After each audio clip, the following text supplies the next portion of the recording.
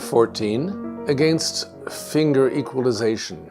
By equalize, we have to understand that what we call the fourth finger on the piano is tied by tendons to the third and partially by the fifth. It will never be as strong or able to lift as high. You know, I can do that, and I can do that, and I can do that. It just won't have that freedom. But people thought that with training, you could do that. And there were even many machines that were invented to help equalize the strength of the fingers of the hand. And most notably, the great composer Robert Schumann had one of those machines with pulleys hanging from the ceiling to hold this up, so you had to work hard, and he disabled both of his hands. Chopin even called the third and fourth fingers, thinking especially of the fourth, the Siamese twins.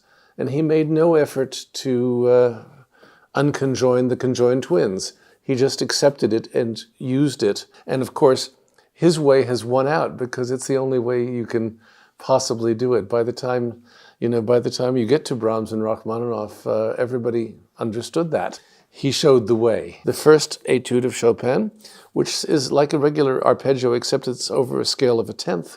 And you have to actually, he described it almost as using a bow over strings. He didn't want to hear, he wanted, which just doing that, which seems quite simple, but if you do it this way, you can't play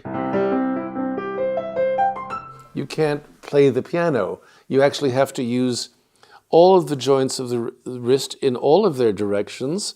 You have to have a good bridge in your hand and still flexibility. You have to expand and contract all at once, and you have to have a free arm. So it's more or less like this. It's not rectilinear.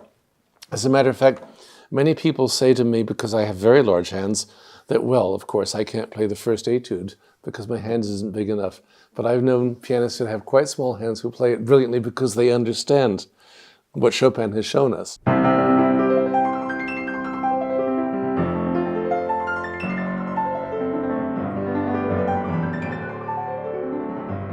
Another torturous example is the Etude Opus 10 No. 2, with the longer fingers crossing over the shorter ones rather than fighting their way. Those first two studies of etudes of Chopin are really quite a dictionary as to how to play the piano in the most natural way. Now, they're terribly, terribly, terribly difficult and require a great deal of skill. But once you have it and can do them, you don't feel like you're going to pull or strain anything.